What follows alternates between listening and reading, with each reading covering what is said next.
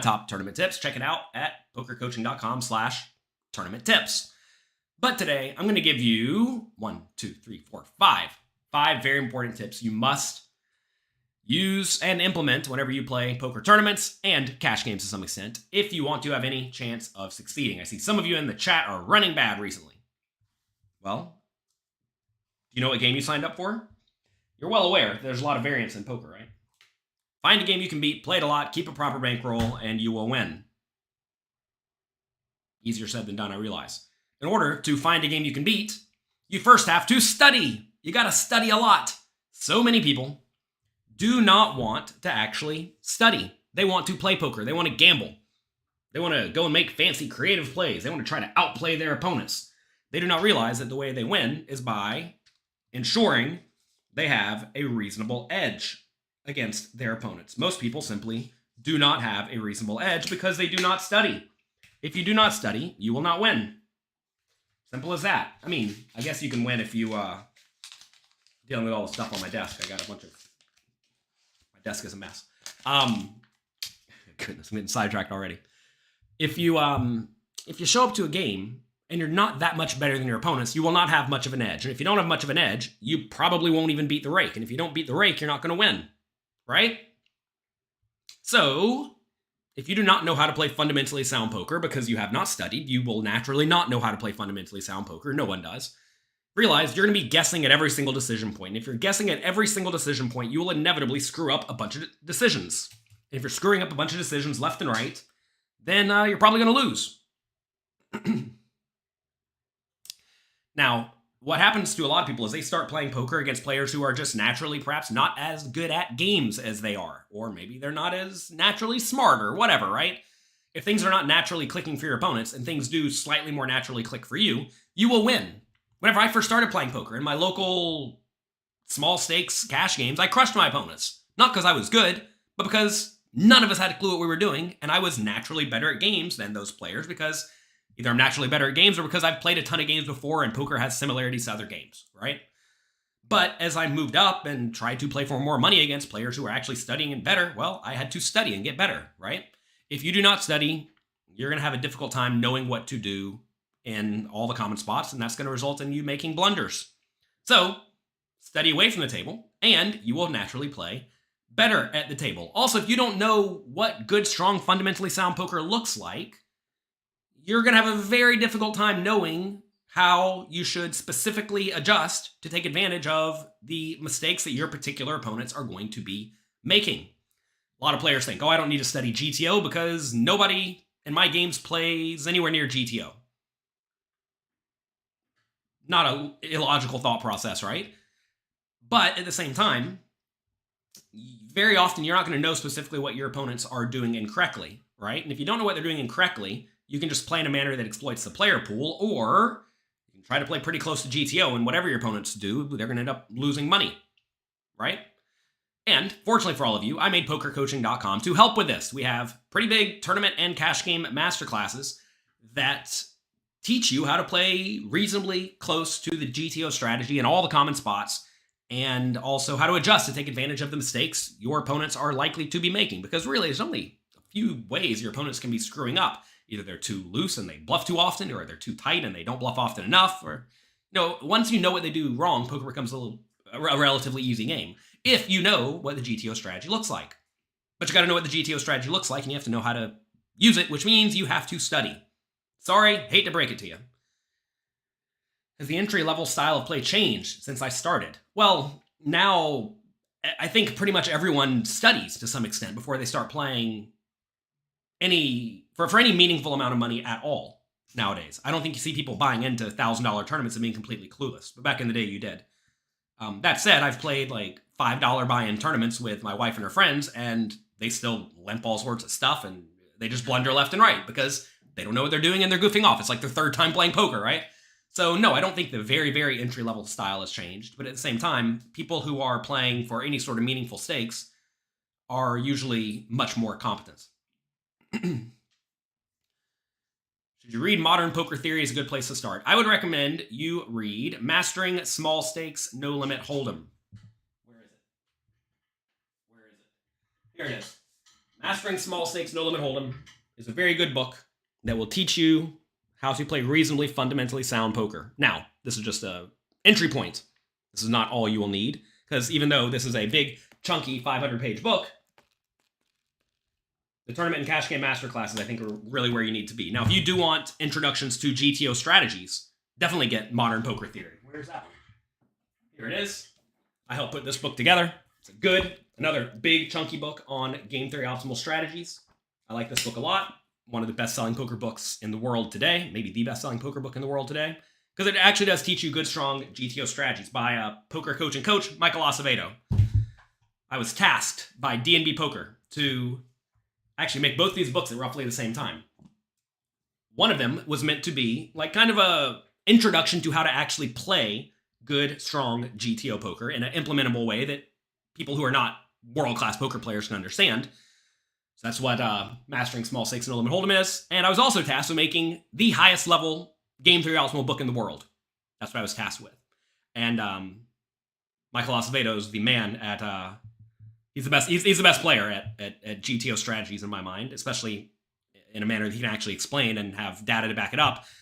So anyway, that's that. It's my job to make the books. I made 1,000 pages worth of content for all of you.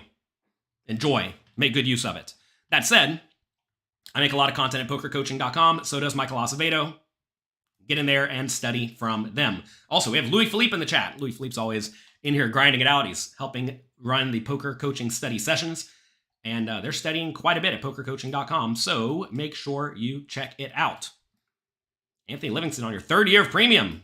Awesome. Good luck. Hope you're enjoying it. Hope you're learning a ton. All right. You got to study. You got to study. You got to study. I realize you all here watching this video today are probably the players who are to some extent most inclined to study. And even all of you probably don't study enough. I don't study enough. Nobody studies enough. If your goal is to become the best poker player you possibly can be, you probably do a lot of things in your life that are nonsensical or to some extent kind of waste of times. Now, I realize that you should have hobbies, you should have fun, you should do things away from the poker table, but like if you're really serious about winning at poker and you're not devoting at least an hour a day to studying poker, you're probably not really doing what you should be doing. And an hour is not even a lot. I mean, back in the day, whenever I was learning to play poker, I would play sit and goes. All I want to do is become the best sit and go player. And I don't know if I became the absolute best, but I became like top 10. And I would play sit and goes for something like 8 hours a day. And I would study sit and goes for something like 6 hours a day. 7 days a week. I did it for 3 years. I would take 1/2 day off each year for Christmas. That was it. Besides that, I sat in my room and played poker all day, every day. Because I had one goal in mind, to become the best sit and go player in the world. Because that was the game that was highly profitable back in the day.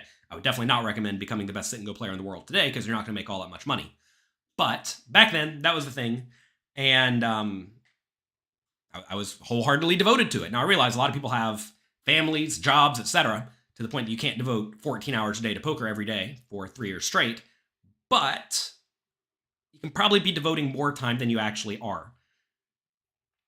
So find a way to do it. Find a way to make it fun and interactive for other people, right? I mean, maybe in your family, if you have a significant other, maybe you decide to have a game night one week where you play heads-up poker against your significant other for an hour. Maybe they don't even necessarily love it, but they'll love doing something with you that you love, and then you get to play some heads-up poker that nobody else does. We have an advanced tournament course coming out soon at pokercoaching.com discussing how to play heads-up with a big blind ante. Spoiler alert, you're supposed to limp a ton from the button. You're supposed to limp a ton from the button when you're 15 big blinds deep, you're supposed to limp almost every hand from the button. Isn't that crazy? Anyway, you should probably be practicing that, because if you ever do find yourself heads up in a live tournament with the big blind ante, your opponent's going to be blundering left and right, and you will not be, and that's going to give you a decent edge, right? So find ways to build study into your life in a way that makes it fun for the people around you, so that they don't view it as you taking time away from them. They view it as you having fun with them and also you learning, right? What made 9-handed tournaments so profitable? The fact that you could play a ton of them at a time. You could play 24 of them or 16 of them at a time. They ran around the clock. They ran for high stakes. And you could sit there with a small edge and put in a lot of volume. So I found a game I could beat for a little tiny bit of money. I played it a ton, and I kept a proper bankroll. And I won a bunch of money. The nice thing about those games back in the day is that you could put in a lot of volume. Volume is important. My ROI in the sit and goes, when I was really crushing, it was like 12% or 10% in the $200 and $500 games, which doesn't even sound that high, right? Towards the end, whenever I stopped playing the sit and goes, whenever Party Poker closed up to Americans and all the good regs from Party Poker went to PokerStars and all the bad players did not, that resulted in the games on PokerStars getting a lot tougher. Everybody's return on investment went down to something like 3% or 5%. I was playing with 5% back then, and that's fine, but it's not like you're going to get super duper rich doing that back then. And the game stopped. The game stopped running so much. So you couldn't put in as much volume and your ROI was lower. Therefore, we had to move to something else, which were cash games and tournaments. Are you in the profit in poker tournaments? Yes. Only a few $1,000,000 to be fair. Not a ton, but a few million. All right. Tip number 2. Pay attention. If you look around the live poker room, you will see players doing all sorts of nonsense. They're not playing poker. They're just hanging out. You will win far more money if you pay attention to your opponent's tendencies, though, and you actually pinpoint what they will do incorrectly. So how are you going to figure out what they're doing? You got to pay attention. Do not be playing on your phone. Don't be watching TV. Look at this. I wasn't paying attention. Didn't put a period here. Don't do anything else. It will distract you from the game. The first year, my publisher at D&B Poker was in Vegas for the World Series of Poker. He's a very good chess player. And he went into the room and he saw everyone playing on their phone. He's like, oh my God, everyone's looking up simulations while they're playing. How did they allow that? I'm like, they're not looking up simulations. They're looking up sports scores. They're playing games. They're reading Twitter. They're sexing. They're doing whatever they want to be doing here. And he's like, wow, really? Why are they not paying attention? I'm like, I don't know, because they don't care that much, I guess. But if you look around the poker room, so many people are just doing nonsense. And I realize that you're not going to be picking up stuff all the time when you're playing poker. Sometimes you're going to sit there and pay attention and not actually learn anything. And that's frustrating to some people. They think, well, if it doesn't give me too much of an edge, why even do it? The thing is that when you do find something that gives you an edge, then it's going to usually be a pretty reasonable edge. Is it hard to study cash games and tournaments at the same time? Yes, find a game you can beat. That is step number 1. You must find a game you can beat, and that usually implies focus. Did you play these sit and goes because of my love for card games? Or did I do it solely to looking to make an income? I like playing all sorts of games. I definitely like other games better than poker because, to be fair, they're probably more fun. I like playing Hearthstone Battlegrounds today and Magic the Gathering. But can't make any money in those games. You have to realize when you spend your time doing something, you're spending your time not doing something else. So if I like to play games, imagine Jonathan Little is just going to naturally build in 40 hours a week of playing games into his life because that's what he's going to do. That's just what I'm going to do because I'm a game degenerate. Well, I probably should play a game that I can make money at, right? And with poker, you can make significant money. So I'd rather play a game where the absolute top is something like $50,000 a year in income if you're really good at Magic the Gathering or Hearthstone. Or would I rather play poker where you can make a few $100,000 a year? If you're not even, look, I'm going to be perfectly honest. I'm very good at poker, but I'm not like the best in the world, right? If you're the best in the world at Magic the Gathering or Hearthstone, you may make $50K a year or $100K a year. If you're the literal best in the world at poker, you're going to be making like $1 million a year or more, right? And if you're just okay at poker, like me, you'll make a few $100,000 a year without even trying all that hard. And I would rather make money than not make money personally. You know, money's not going to solve all your problems, but it will solve your money problems. And I think that's quite valuable. You'd love to see me do one of these spin and goes. We have an entire spin and go course at pokercoaching.com by a world-class crusher, Ryan O'Donnell. He's one of the biggest winners in terms of chips in spin and goes. Definitely check it out. His course is in-depth. It's advanced. I learned a lot in the process of helping him put it together. So definitely check it out. So anyway, when you're playing poker, you got to pay attention. So many online players, they'll be talking on Skype or they'll be watching a movie on the side. All of this is nonsensical if you actually care about winning at poker. You have to learn to focus. You have to learn to pay attention, okay? You got to do it. Nobody pays attention well enough, myself included. It's easy to pull out your phone and start playing on Twitter or something, and you got to not do it. You have to have discipline. You have to realize that when you go to play poker, presumably your goal is to try to win money at poker. And anything you do that distracts you from the poker is going to cost you money. I mean, so many poker players, especially when they're playing live poker, will be betting on sports while they're playing poker. And they're betting on sports. They're watching the sports scores on their phone, watching a game on their phone, watching a TV over there, and they're not paying attention to poker at all. Quite often, they bet big on sports games without actually having any sort of an edge. And if they do have an edge, their edge is going to be like 1% or 2%, right? because that's what sport bettors win, 1 or 2% ROI.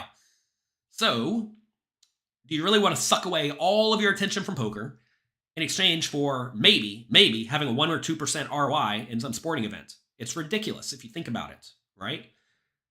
So you have to realize these players are not necessarily playing for fun or playing to win as much money as possible. They're playing to pass the time. They're playing to goof off. They're playing just to do something. Or maybe they think that they have such a big edge in poker that if they give up 5 or 10%, that it's not going to matter. But hate to break it to you, if your return on investment's 30% and you give up 10% because you don't focus on your opponent's tendencies at all, that's a third of your edge going down the drain. You want to give away a third of your edge just so you can get your gamble on? It sounds something like a baby would do. You all are not babies. Okay? Can I give you one specific tip of something to look out for in small stakes cash games? These things all apply to cash games. Pay attention. Paying attention, and the next one, exploit your opponent's tendencies are perhaps the most important things you can do when your opponents play poorly. Now, if your opponents are all super duper world class, you're actually not going to gain a whole lot by paying attention because they're just going to be playing close to the GTO strategy. If you know your opponents play close to the GTO strategy, you're probably never going to find specific things they do incorrectly. But if your opponents are especially bad, as they are in small stakes games, then you're going to find all sorts of things they do incorrectly, right? So once you know what your opponents do incorrectly, because you know what good, fundamentally sound poker looks like, which is what is learned by studying poker, and you've paid attention, and you know what they're doing wrong because you know what good poker looks like, you know what they're doing that is far away from good poker, well, now you must make a point to take advantage of the mistakes that they are making. You're going to find that you will win way more money if you maximally exploit your opponents compared to if you do not. A lot of the hardcore GTO players who just try to only play GTO and they ignore their opponents, they leave a lot of money on the table in the small and medium stakes games. Now, to be fair, they're going to do perfectly fine and good in the highest stakes games, but they're not going to win as much money as they possibly can. And, I mean, the way you get a decent bankroll from poker, especially if you're starting from scratch, is by figuring out what the opponents do incorrectly. A good example, back in the day, in sit and goes, I knew for a fact that players folded too often to all ends. They just did. They folded too often to all ends across the board. To be fair, they may still fold too much to all ends today. But back in the day, they folded way too often to all ends, so I was ripping it in over and over and over again. Easy game. Sometimes they call and you lose, but whatever. Most of the time, they're going to end up drastically overfolding, and you're going to extract a lot of value. So I had all sorts of holes in my game, but I found one big thing people did wrong, and I crushed them because of it. Again, I wasn't even any sort of super genius at poker, but I learned how to shove all in better than most other people. So that was what the player pool in general did incorrectly. Now, ideally, if you're playing games against your opponents who are not especially great at poker, you're going to want to figure out exactly what they do incorrectly. Maybe your opponents don't re-raise often enough. And when they do re-raise, they always have aces, kings, or queens. Very common in the small stakes, right? And if that's the case, if they have literally only aces, kings, and queens when they re-raise you, well, only call with implied odds hands, right? Hands like ace, queen, ace, jack, king, queen all go way down in value. Whereas normally they're pretty easy defends, right? But if they have literally no bluffs and you're super duper dominated, then simply get out of the way. 810 Poker gave me $4.99. Thank you. He said, get the membership, people, to pokercoaching.com. I'm the man. You demand coach. I am the man coach. Thank you. All is well here. All is well. Thank you very much. I appreciate it.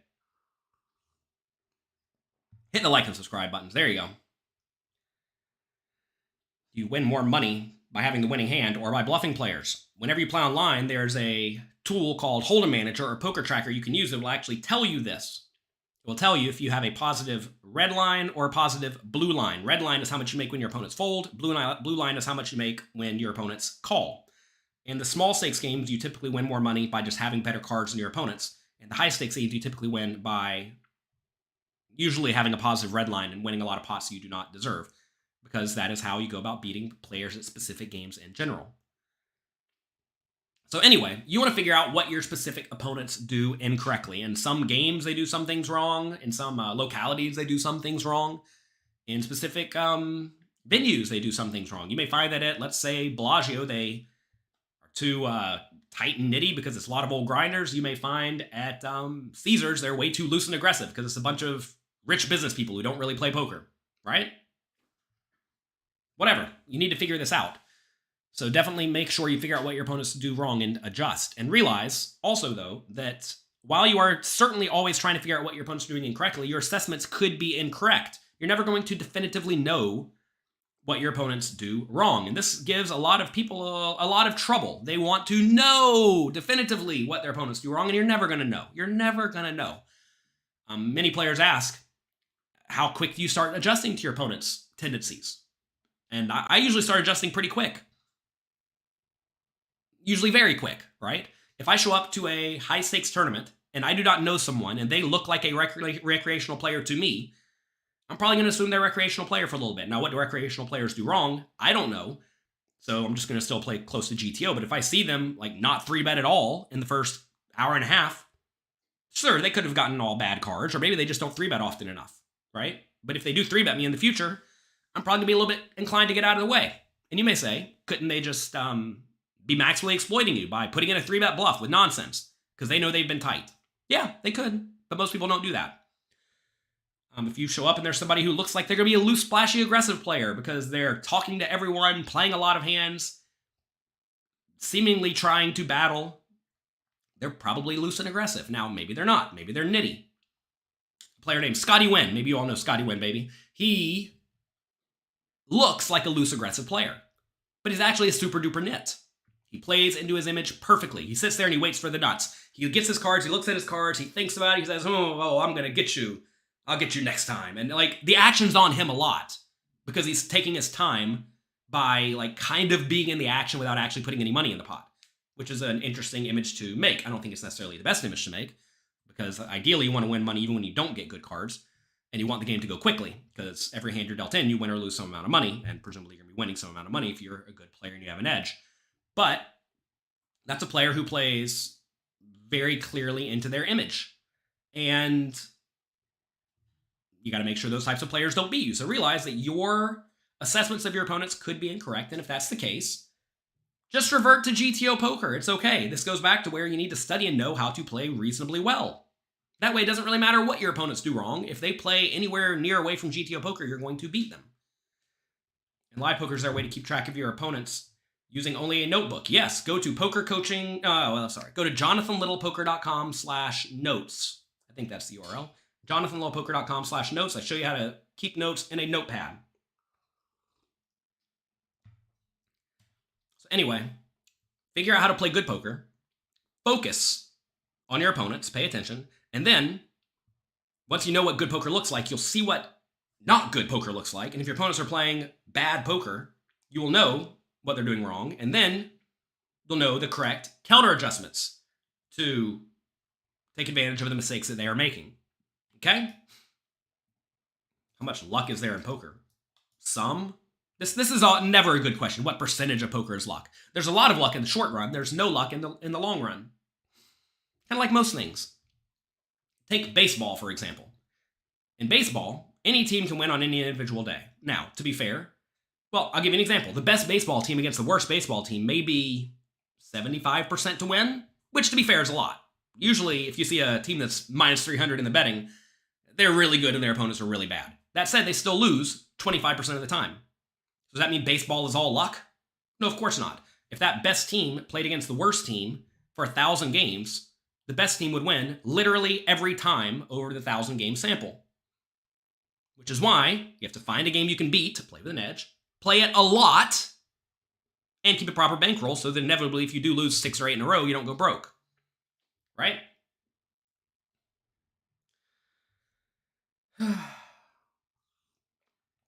I think Daniel Negreanu video blogging while he plays the World Series hurts his chances of winning. I know that whenever I video blogged in the past, it was a bit of a distraction. To be fair, I didn't love doing it. So if I have to do something every 2 or 3 hours that I don't really love, then yeah, it's going to be distracting and it might take away some of your edge. I think it's, that said, I think he likes doing it. So if he likes doing it and he wants to do it and he wants to share his experiences with the world and it helps him be a poker personality, which he certainly is, then sure. Baseball is a pure skill game. No, it's not. The best team doesn't win every time. A skill game is a game where the best player wins every time. In the short run, correct? The question was, how much luck is there in poker? If you take the best poker player and they play a heads-up match against someone that's supposed to take, let's say, 3 hours on average, they're probably going to win. If you take the best player against the worst player, they may win 80 or 90% of the time if they're smart about it. Does that mean poker's more of a skill game? Because baseball's a heads-up game, one team against one team, right? So maybe there's more skill in poker than there is in baseball. Interesting to think, right? That said, obviously the worst baseball team in the Major League Baseball League is going to be far better than the worst poker player in a random poker tournament, right? But you realize all these thoughts are kind of stupid. What's the point of talking about this? Because it doesn't matter. In poker, there's a lot of variance in the short run. There's no variance in the long run. And that's it. That's the answer.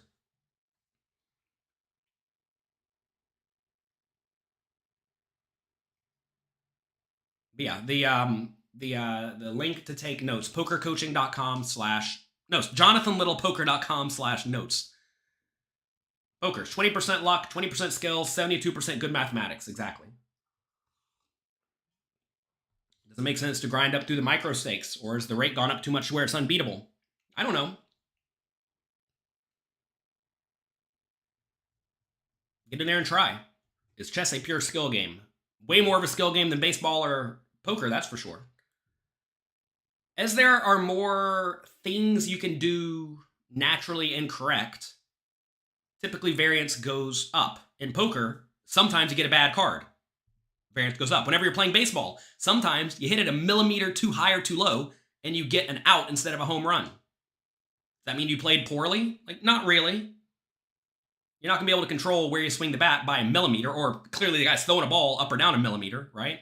It's variance. All these things add variance. Maybe it's raining one day and you don't get a home run instead of, and you get an out instead because the rain hit the ball funny, right? It's all nonsense. So realize that there's variance in all these games, accept it, and be cool with it. Next, understand the payout implications. This is specific for tournaments. I suppose it also matters in cash games a little bit, because in cash games, sometimes there are payout implications when there are various bad beat jackpots and whatnot, right? Usually they're not worth dealing with, though. So, understand that you win money in tournaments by winning equity, not by winning as many chips as possible. In cash games, it's very nice that chips and equity are usually exactly the same thing, which is why you can just straight up study GTO and not worry about payout implications. It makes cash games, to some extent, way easier to study/specialize in. That said, quite often in tournaments, the goal is to just survive and let other players bust. As a beautiful example, say you're playing 9-handed in a tournament, one player has 100 big blinds, you have 50 big blinds, everybody else has 8 big blinds. Well, in that scenario, you need a gigantic edge to get it in against the big stack. Because in that scenario, if you get it in against the big stack and bust, your equity goes to 0, or whatever 9th place is. And then, if you double your stack, you don't actually double your equity. You'll maybe 1.8x your equity, or 1.6x your equity, something like that. Because even with the 100 big blind stack, you're not guaranteed to win the tournament, right? You're in good shape, but you're not guaranteed to win. So this is a scenario where you are highly incentivized to just sit there and be pretty tight. Especially if the big stack's on your left, you're really inclined to be very, very tight. Because you can just sit back and guarantee to take 3rd or 2nd place almost every time. And you're not going to win all that often playing in this manner, but you will win as much money as possible, which is very often the goal. If you look at a lot of the best tournament players in the world, they don't have a ton of victories. They have a lot of 2nds and 3rds, though, because they find themselves in spots like this against recreational players, where the recreational players are punting off left and right, and they sit back. One of the recreational players is going to get all the chips, and they're going to take a 2nd place for free. 2nd place for free is pretty nice. Okay? Nicholas says, I'm your favorite coach. Well, thank you. I do my best. Only half the people have clicked the like button. Well, if you like the game, if you like the show, click the like button. If you don't, that's okay too. I am not going to read this essay. I don't read essays here. Sorry.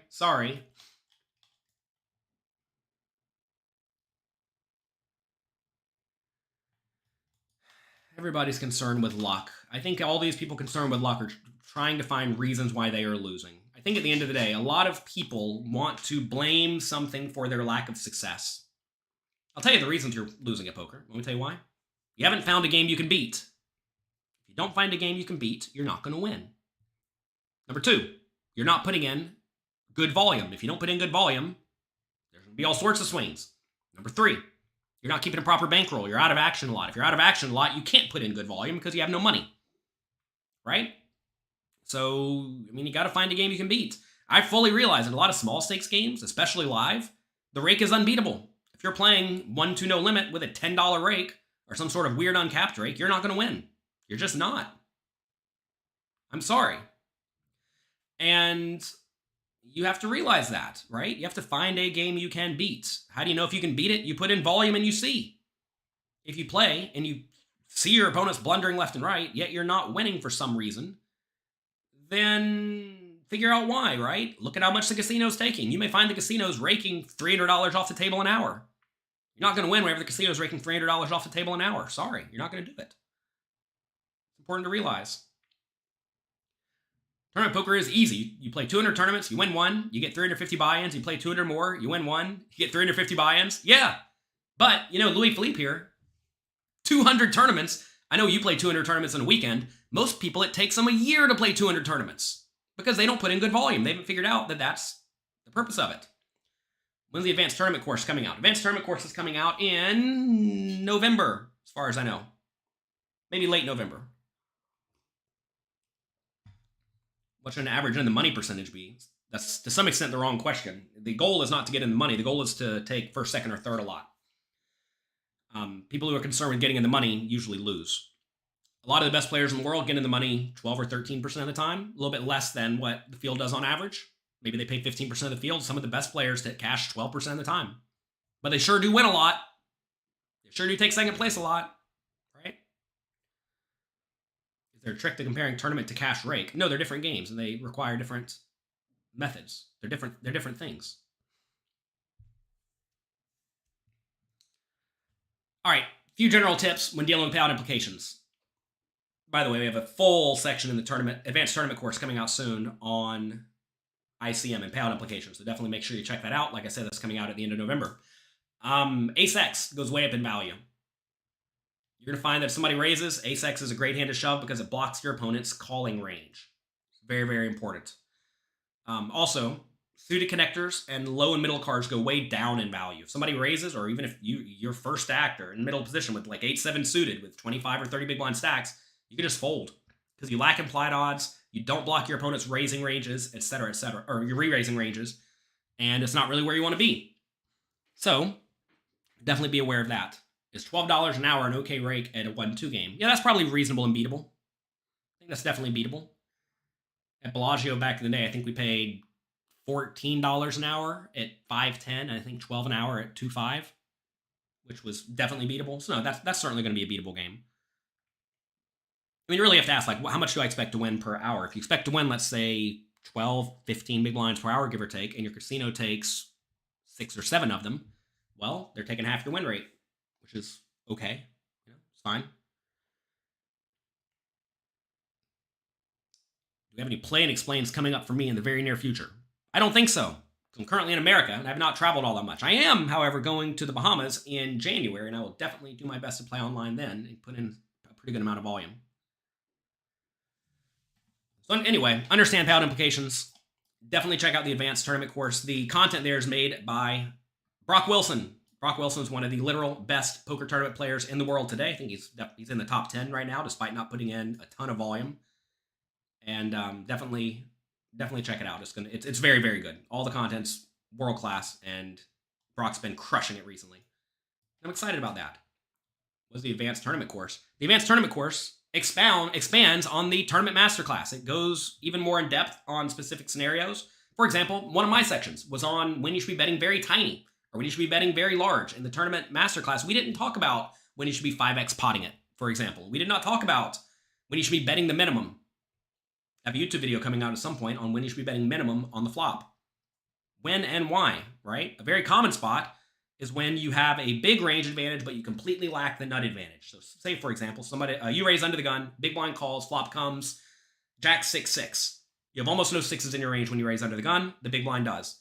They check. You should be betting the spot about 100% of the time using a 1 big blind bet. Not a third pot bet for 2 big blinds, 1 big blind. By betting 1 big blind, you get to bet all of your range, whereas if you bet bigger, you have to bet a smaller portion of your range, which means you're not getting to put money in the pot profitably as often. That's a bit of a problem. That said, if it comes like queen, 6, you want to be betting using a medium size because you have a lot of queens there, right? So it's not that all paired boards are the same. It matters who has proportionally more trips in their range. So anyway, when there are payout implications, typically ace-x goes way up in value, suited connectors go way down in value. That's something I see people messing up all the time. Small pairs also go down in value because, again, you don't block your opponent's calling range. When there are payout implications, you do not want to get called when you go all in. It's really, really bad because if you're 50-50 when you get called, well, that means half the time you lose all of your equity. And when you double up, you do not double your equity. One more tip. Keep a proper, large bankroll. I have the Bankroll Bible at pokercoaching.com/bankroll. Check it out. Here are some rough guidelines to help you determine an adequate bankroll, assuming you have a 30% ROI. 30%. Most people in most games don't have 30%, which means, assuming they're still profitable, they need a bigger bankroll than this. So let's say you're playing a 90-player tournament, like at your local casino, with a 30% ROI, return on investment. That means on average, let's say you buy in for $100, you cash out for $130 on average in the long run. You need about 100 buy-ins to ensure you do not go broke. Now, I will say, you're allowed to move down, right? So if you know you're going to move down if things go poorly, then you don't necessarily need this much money. But assuming you're not going to move down and you want to ensure that you have a very low risk of ruin, you need about 100 buy-in bankroll for a 90-person tournament. What about for World Series of Poker events that have 2,500 people in them? You need 375 buy-ins. 375. So if you're playing a $1,000 World Series of Poker tournament and you want to keep a proper bankroll for that, you need, how much is that? $375,000 to be properly bankrolled. Most people are not properly bankrolled for those games, which is fine if they're taking a shot and they're gambling. Because, to be fair, you will have an average buy-in, right? What a lot of people do wrong, though, is they play $100 tournaments all year at their local casino. Then they go out and they play $2,500 tournaments and $3,000 tournaments and $10,000 main events. And that, to some extent, negates all the work that they've done ahead of time. They're just taking one shot in one tournament, and, sometimes they win, sometimes they lose. So anyway, fully recognize in this scenario that you need probably a much bigger bankroll than you think you do.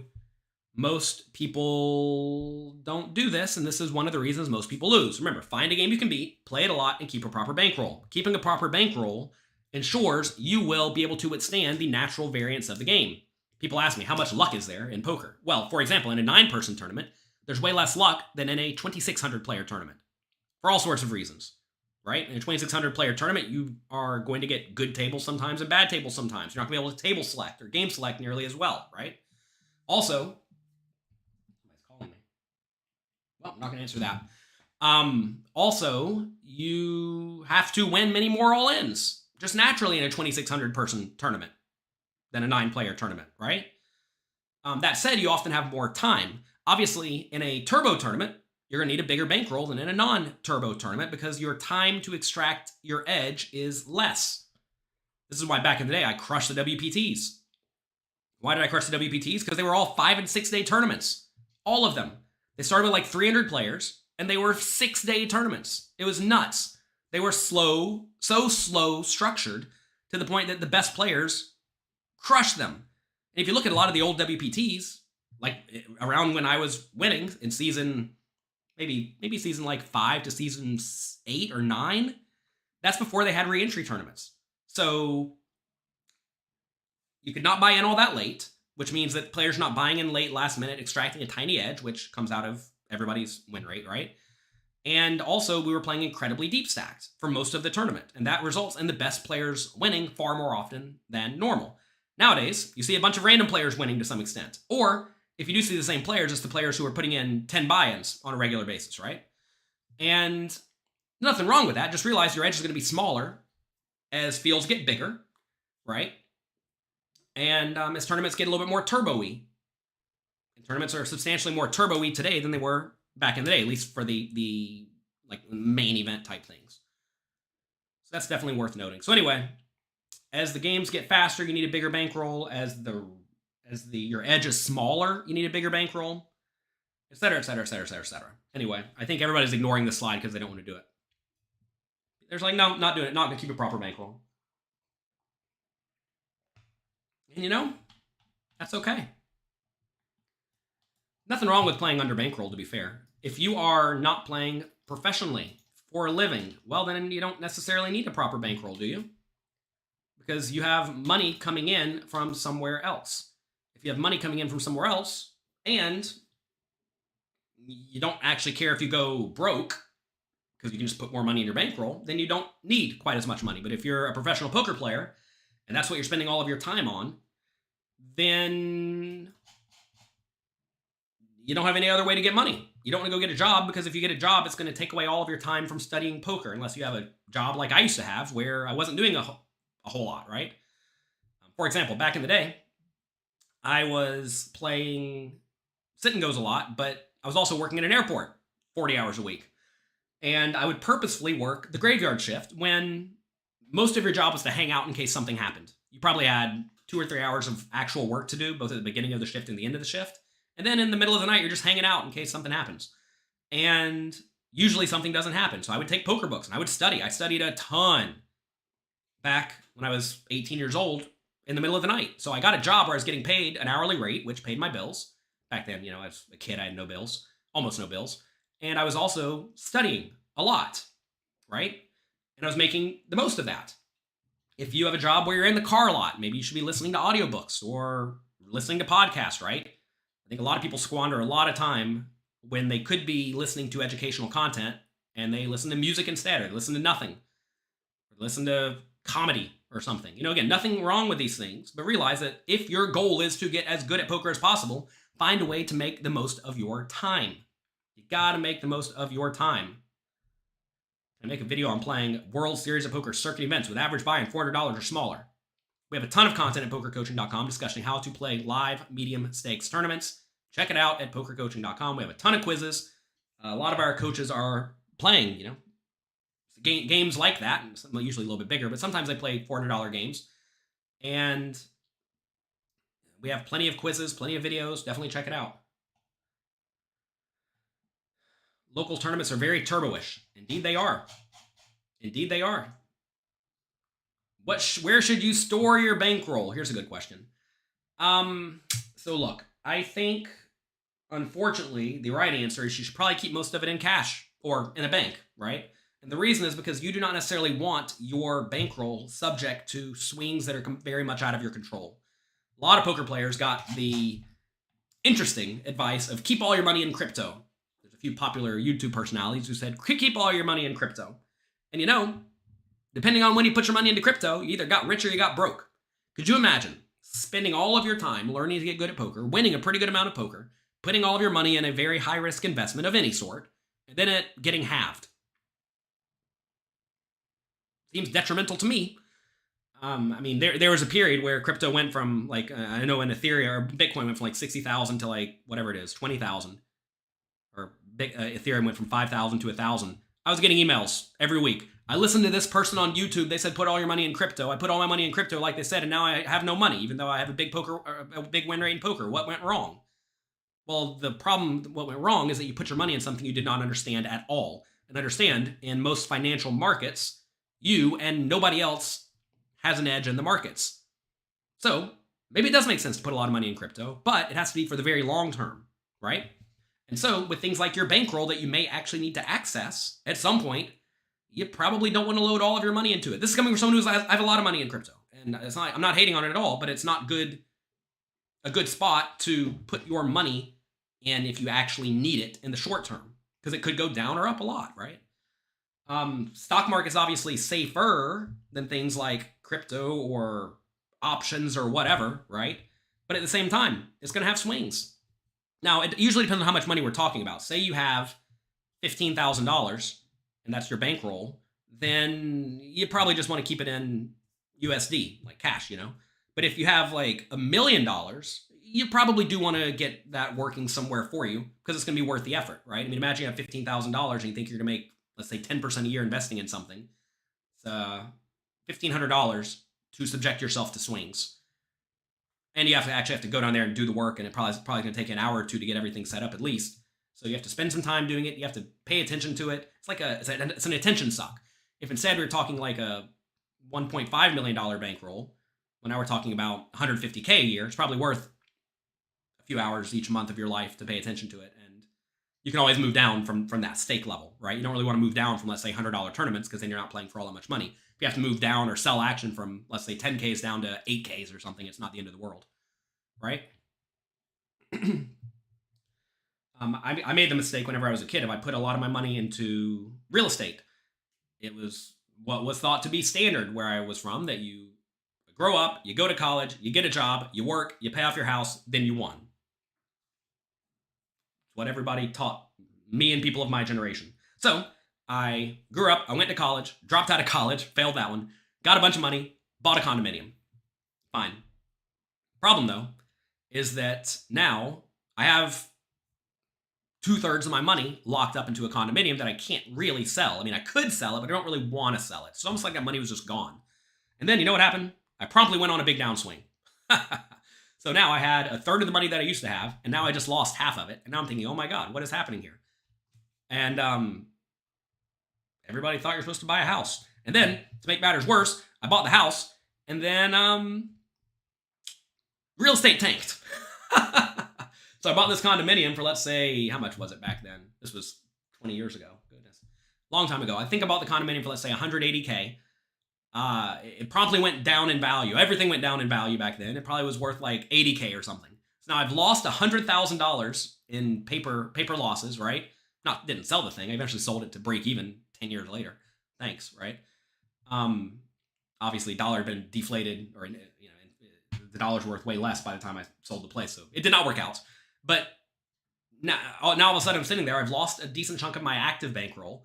The money that I put into this house has gone into the dumpster, and that's not good. And that's like the thing that everybody said to do. Everybody said, get a job and buy a house, and you'll be set for life. I'm still not set for life. I've been grinding hard, and it's a tough thing. So anyway, be very careful locking up your money, and also be very careful putting your money in things that are very illiquid or relatively illiquid. Real estate's illiquid, by the way, because if you sell it, you have to pay realtor fees of 7.5% or something like that, which you don't want to pay 7.5% to get out of something unless it goes up a lot, and it's going to go up or down some portion of the time. It's random to some extent. What is the HOA? HOA is a homeowner association. You have to pay them if you live in a condominium to take care of your stuff. Back then, I think my HOA payments were $200 a month or something. Housing crash is coming very soon. It's what a lot of people say. Who knows? Who knows, right? Who knows? Is that going to make me sell my apartment in Manhattan? No. It's $7 million in cash is not enough for life. Not in Manhattan. I used to think I was rich. I had about $1 million in cash. I was living in Vegas, grinding out solid $30K a month playing cash games. I was set. Then I met a lady, moved to Manhattan, and I realized very quickly $1 million is close to broke. Fun game. Fun how it works, right? That said, when we retire to Florida one day, when we're 67 years old, we'll have all the money. After you did that with real estate, do you think it affected your play? Probably not. I don't think so. I think there was just variance, right? I mean, variance happens. You're not going to win all the time. So you know what I did? I moved down to the smallest stakes games after I lost a decent amount of my bankroll. I don't know how much money I had left. Let's say I had like 80K. Let's say I had 80K in cash. Let's just pretend. And then I lost down to 40K over like the next 2 or 3 months, playing $200 and $500 sit and goes, which I'm still very, very bankrolled. And then I moved down to $10 games, from 500s down to 10s. And I decided I'm going to win 100 buy-ins at every single level. So I won money at the 10s, the 20s, the 30s, the 50s, the 100s, back to 200s, back to 500s, back up to 1000s. But I sat there and I grinded my face off for a long time to ensure I had an edge. Because if I don't have an edge, I don't sit here and waste my life doing something where I don't have an edge. Right? When do you get a visit from my wife and kids? Well, the kids are in school. Kids are both in school nowadays. So you put your money in ETFs to store your bankroll. Again, same thing, right? I mean, ETFs have swings. I mean, I guess if you put your money in something like Wealthfront, it's relatively consistent because they do things to balance your portfolio. So if some stuff goes up, usually other stuff goes down, and some stuff goes down, other stuff goes up, et cetera, et cetera, et cetera. And I mean, it's probably the best place if you're going to put it somewhere, honestly. But at the same time, if your bankroll is not all that big and you may need to access it, I definitely think cash is better. Even though I hate the idea of holding cash, I hate cash. I never keep a lot of money in cash. To be fair, I don't follow this advice, but I have been crushed by not following this advice. I like my money to be working for me in some way personally. It feels so dirty to keep cash. Oh, it feels so dirty. To be fair, if they're buying it all back now, I guess it's not that bad to have money in cash. If there's ever a time to have money in cash, it's probably today. Let's see. Why live in Manhattan? Because this is where my wife wants to live. I'm not the boss. I can live anywhere, to be fair. When down to 10, 11, or 12 players in tournaments with a short stack, and you have a medium stack, how should it be played? Read Secrets of Professional Tournament Poker, the essential guide. Please. Secrets of Professional Tournament Poker, the essential guide. Or check out the Tournament Masterclass at pokercoaching.com. All of this is discussed thoroughly. Thoroughly. Houses are safer than condos. Yeah, probably. Condos are tough because you have homeowner association and they take money each month to do nonsense stuff that, cut the grass and whatnot. That said, I don't know if I'll ever live in a house again because I don't like having to take care of a house. That's a big time suck. I've lived in a house before with my parents, and you got to cut the grass and take out the trash. And if the tree falls down, you got to clean it up and fix it. You got to paint stuff. You got to fix the air conditioning, et cetera, et cetera, et cetera, et cetera, et cetera. And it's not a good use of time if you have other things you could be doing during that time. You'll find if once you get a hold of a decent amount of money, you want to start outsourcing as much as you reasonably can, especially if you do not enjoy doing the thing, right? It's like, I don't like cutting the grass. I'm never cutting the grass again for my entire life. Never. I cut plenty of grass as a kid. I did not like it. And I'm never doing it again. I don't really care how much they charge me. I live in Manhattan. We don't even have grass. It's ideal. But so you got to figure out at some point that, like, say you think you can make $100 an hour doing your work. I mean, I'd so much rather play poker and make $100 an hour than cut grass and save $100 an hour, right? One thing you struggled with. Oh, my wife needs me for something. 1 second, everyone. 1 second, everyone. Wait.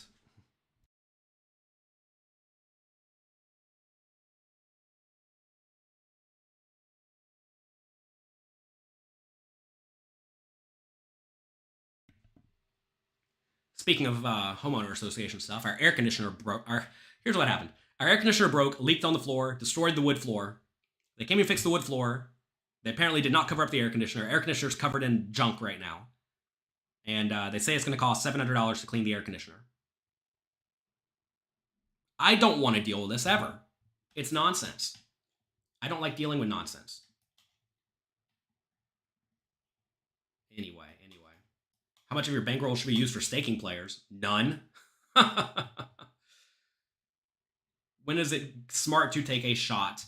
I mean, essentially, if the game is way softer than normal, right? So let's take a look at this, right? Here we have this bankroll chart.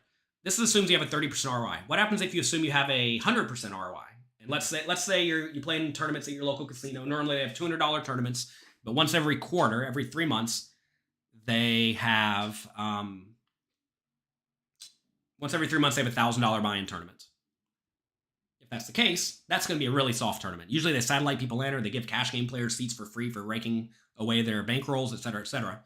So now your ROI may be 100%. So if you have 100% ROI in this tournament that's super duper soft, I mean, you may go from needing, let's say it's a 245 person tournament. Say you need 150 buy-ins normally. Maybe you only need like 50 buy-ins. I don't know what the number is off the top of my head, but it may be like 50 buy-ins. And even then, if you don't even do it all that often, then to some extent, it's just going to raise your average buy-in a little bit. Am I currently living in Manhattan? Yes, I've lived in Manhattan for about 10 years. Dennis, read pokercoaching.com/bankroll. I should video blog the Bahamas. I don't know about that. Do you have any thoughts on various elections? No. Mowing the grass is great for switching off. Sure. Jonathan doesn't realize we can lip read. Ha ha ha. I said $700.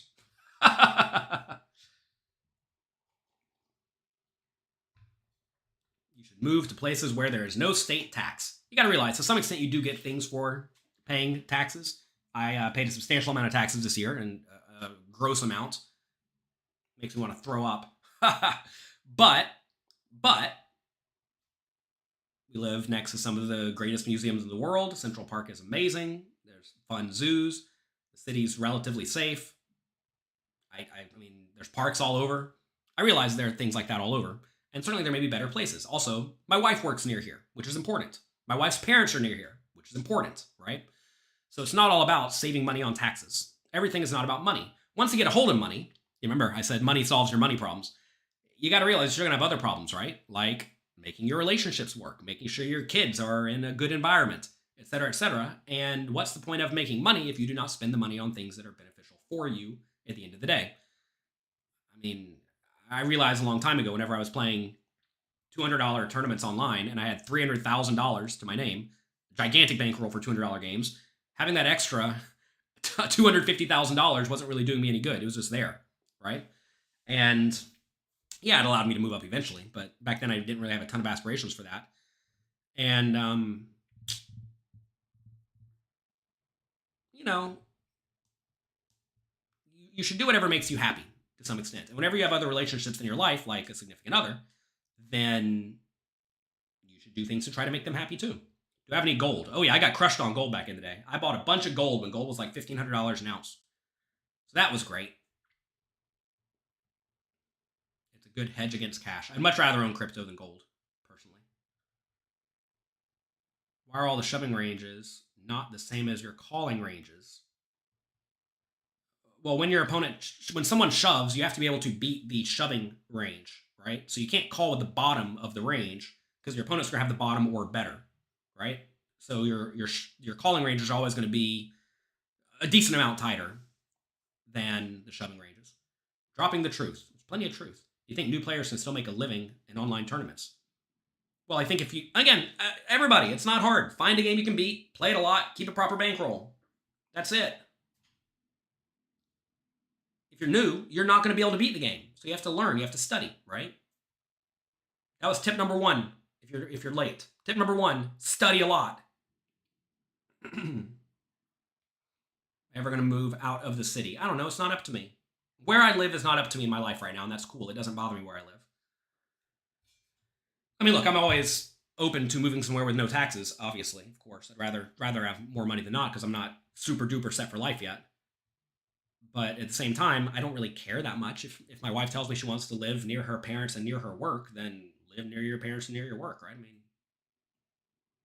because you got to realize, I'm not going to go to the casino and grind 5-10 no limit like I used to back in the day, right?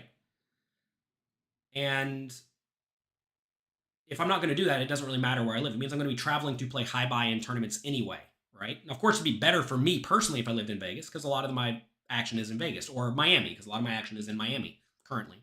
But like, I don't know where I'm going to need to be in a few years. For all I know, they're going to open up a poker casino in Toronto or something, and that's going to become the poker place to go play. Like, I don't know where we're going to go. So I'm pretty fluid and easy. Another good thing about New York, you can fly anywhere direct. It's great. I don't think I've had to transfer in years, and that's valuable. What's my wife think about me playing high stakes tournaments while she's at work? She doesn't really worry about my poker. I pay for lots of stuff around here, and she pays for some stuff around here. We both make plenty of money, and she realizes there's variance in my job, you know?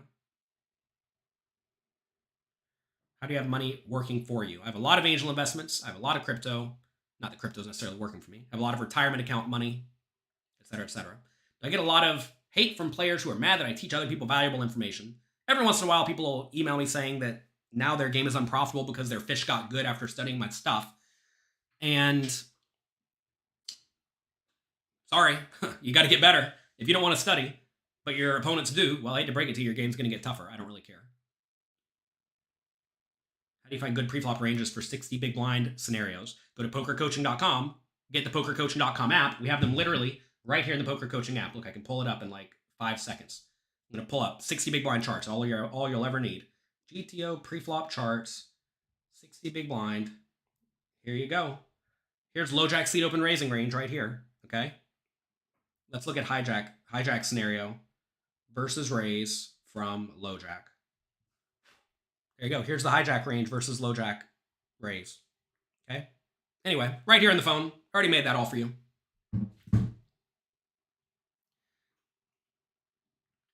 James says, you were one of those fish. And then you got good. Well, good. I'm glad to hear it.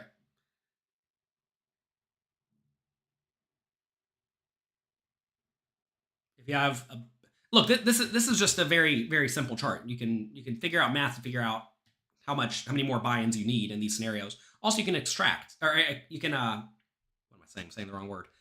You can extrapolate. There I go. I found it. You can extrapolate from these to roughly figure out how many buy-ins you need, et cetera, et cetera. What's my favorite angel investment I have a piece of right now? I like Fitbod. Fitbod's an app you can use for your phone to work out.